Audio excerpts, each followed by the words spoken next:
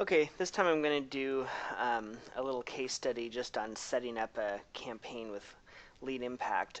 And I'm not going to go all the way through showing results and everything for this one because I have some others running I'm going to do. But with this one, the main focus is I wanted to show you what I do with landing pages a lot. So this, I just grabbed this timeshare offer. This is actually one I've never promoted with pay-per-view traffic, so this will kind of be interesting. Um, so in the forum, a lot of us are doing those landing pages like I showed you with just the real basic picture and some text. So I wanted to show you another thing to try. There's different ways that you could do this. I'll just show you the way that that I do this. So all I do really is take it works good for pages like this where there's just some text and then you have this kind of submit form here. So what I do, I use a program, it's called Gadwin Print Screen. It's just a free print screen program, and I like it because you can click the print screen button, and then it's going to let me draw an arrow around the area that I want to take the screen capture of.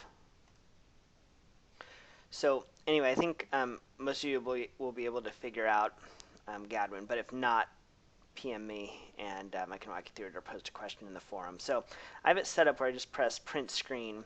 Then it basically just lets me drag an area around whatever I want. So actually I don't like that. I'm going to do this a little bit better. So I'm just going to print screen this area right here. And then you come up with this thing and you can just continue the output to your desktop. Okay, so then from there what I do is I open this up in Photoshop, and the only reason I use Photoshop is just because that's what I started with and it's easy for me.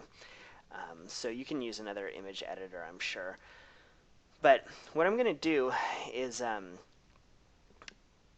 I'm going to select, I'm trying to figure out how I can do this so I can show everything here. Let me bring this tool over here. Okay, so what I'm going to do is I'm just going to click this color selector and I'm going to select this color here. Then I'm going to select this tool, and all I'm going to do is cover that. So that's basically, there's just nothing there, okay? Then I'm going to leave that submit button because I kind of like that. Actually though, here's something else I'm going to do. You'll see why I'm going to do this later, but I'm going to get rid of the submit words on there. And that matches pretty good. It doesn't have to be exactly perfect, but I'll kind of show you how this works and what I do with it. So then what I'm going to do, I'm going to go to this slice tool, and I'm just going to slice this up so I can add some text later. Do this. There might be a better way of doing this. This is just the way that I know how to do it and everything. And then I'm going to make a little slice here, and I'll make one here. And then I click this button to jump over to image ready.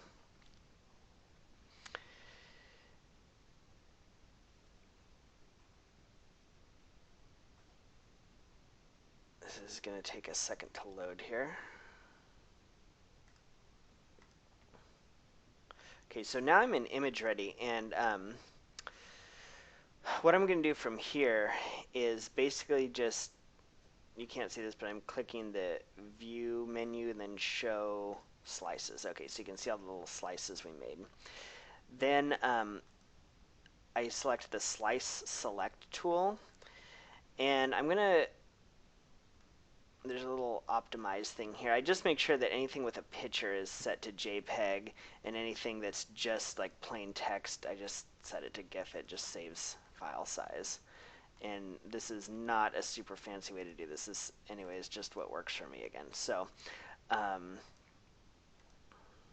actually, you can click a slice and hit Control A, and then you can change them all. So I'm just going to change them all to this, except for that slice, because it has that picture, and I want to make that. Actually, I better make this one JPEG too, because it has a little picture. So then all I'm doing is going into the File, Save Optimized As menu. And in here, I'm going to create a new folder. And I'm just going to call this index. Or actually, let me call it time.html. Save that. Then I can go ahead and close that here. It's asking you if you want to save the Photoshop document. I don't want to. So now I'm going to go into this folder here. I'm going to edit this in Dreamweaver, and you can use any HTML program. I have to try to get this to fit in this screen recording window here, so apologize for that. Okay. So from here, all I'm going to do, I'm going to center this here. This is kind of the only tricky part. If you click around, you can see the slices. So basically, right now, these are just images, okay? And you can, if you wanted to, you could, click on something, and then down here you can set a link for it. But if we want to add text to this, we have to make this image part of the background. So all I'm going to do here is, I have the code and image view displayed, so I'm sorry, the code in design view. So if I click this, all you have to do is get rid of this part right here, change this from image source to background, and then you see I can write in there because that's now changed that image to the background, and it's not like a foreground image. Okay, so here what I like to do is either a bullet point list or just some small text. So let's see, for this,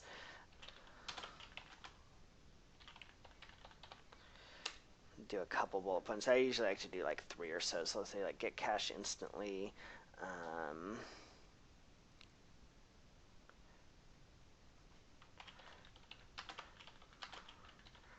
Ready.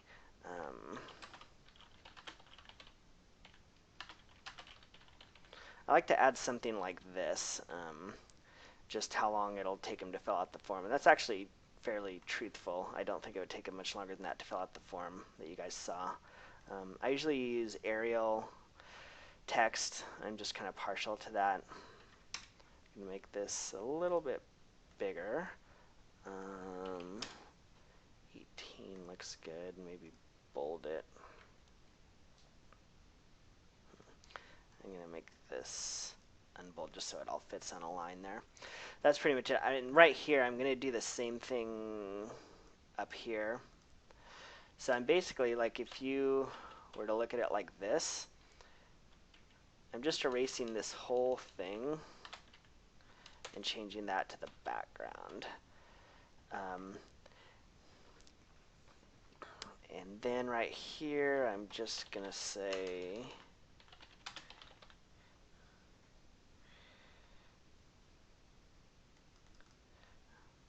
center that, and let's have that.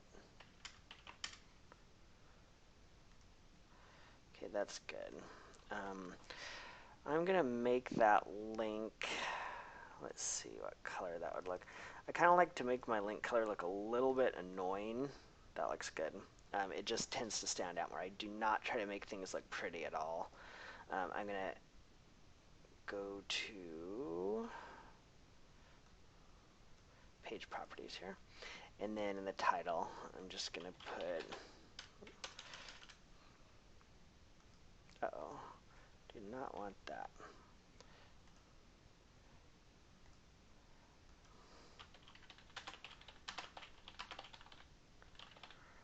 Okay, and then the links, I use this just basic link color a lot.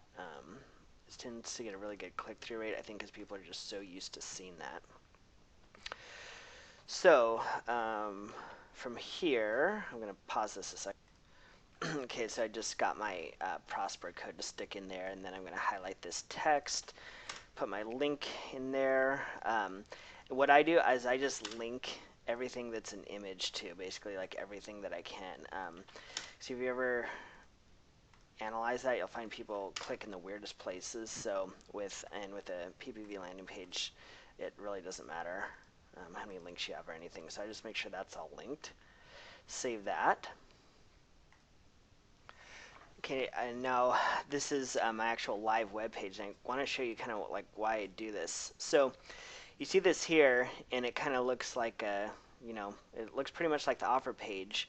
When I click here, it kind of looks like you just stay on the same page, and it just, you just kind of go to the next step. So this has always worked really well for me. It tends to walk people through the, the process to actually generate the leads. So they're not even most of the time going to look at the domain name, so they're just going to see this, click here, and it looks like it's the exact same page, but just it's kind of the next step.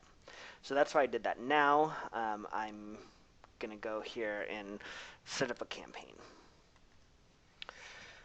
Okay, so here I am in Lead Impact. You can see I need to make a deposit here. I haven't used this for a little while, but it converted really good when I did use it a few months back. I just got so busy with other things that I haven't had a lot of time to test on here. So I'll just walk you through this. If I create a new campaign, I'm going to set the budget. I don't remember what the minimum is here, but I'm just going to put $10 per day, per hour. Now the landing page, the name can be anything you want. The landing page here is just going to be my Prosper link, the one that I just showed you. This category doesn't do anything, but I just try to select something that's fairly relevant. This keyword pass-through, that's kind of the same thing as media traffic. Lead Impact does have some international traffic, but this offer is only available in the United States. So that's what I'm selecting here. Now I'm on the keywords page. I'm going to click Add Keywords, and it pops up this box where I just kind of paste it in. So I'm just going to paste in my list of keywords here. Just for this example, they're just basic timeshare sites. Add those. This will take a minute here. So here you can see my rank here. Awaiting approval. You can see the current bid, the max bid. You can see the other bids here. So this is obviously the highest bid. This is what my bid is. So you can kind of see I'm in the first position for a lot of them. I'm in the third for a lot of them too. So you can check you can make it auto bid, and that will increase your rank automatically. I don't like to do that. I like to have more control over it. So if you want to outbid, if I wanted to make my bid manual, I would just go to the next highest bid. There's a save and continue. I don't know if you can see this, or just save button down here. And then that will make mine highest there. So I would go through and actually do that for all of these. I would make these. They used to have something that you could make your bid the highest, and for some reason I'm not seeing that right now. So I'm going to click Save and Continue, and the setup is complete, and that's pretty much it. Then you can go back to your Campaigns tab, and it's active. So that's pretty much it for Lead Impact. I'd like you guys to start testing there. I know everyone's been running a lot of stuff on media traffic, and that's cool, but certain niches and offers can do better on media traffic or better on Lead Impact. So it's a good idea to test at least a few. I know Traffic Advance is kind of tough because of the minimum deposit, but Lead Impact would be a good one to test on next. So post any questions that you have for this one. Okay, so here's the long-awaited conclusion to this case study. Sorry it took me so long to finish this up, but I got really busy with Affiliate Summit and some things after that. So this campaign has actually been completed for a while, but I just have not had time. I actually did the video once, and then something happened and it got corrupted, so I'm redoing it now.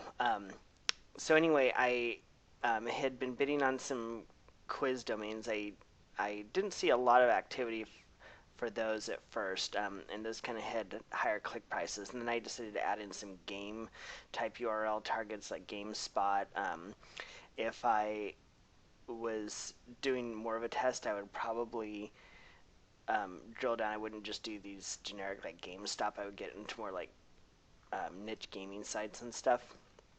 But you can see that some of them got a lot more impressions than the others. I set my budget really low each day just because this was just kind of an example of how to set up a campaign from start to finish. So there's that. If we go over to Prosper here, you can kind of see I had something like games.com here. Okay, so that cost me like $6. I'd probably kill that one right now. With that many impressions, and it's kind of getting close to the offer payout. So I'd probably kill that one just because it looks like it's getting a ton of clicks and no leads. And the reason I say that, if I had got no conversions, I might let it run a little bit longer. But if you scroll down here and you see like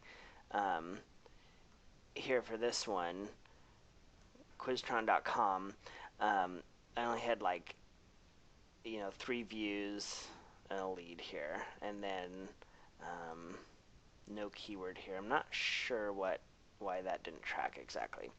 But actually, this is the way a lot of my campaigns look. You'll find that you might have 1 or 2 conversions up here in the really high traffic URLs, but a lot of my campaigns they have a lot of conversions in the targets that get a little bit of traffic. It's kind of like the longer tail targets, for lack of a better term. So you can see kind of what happened here. I think this campaign had enough potential to possibly continue, but I would probably do a landing page for this. This was just a direct link, and it was a really small test. I just kind of set my budget really small and just sort of let it run.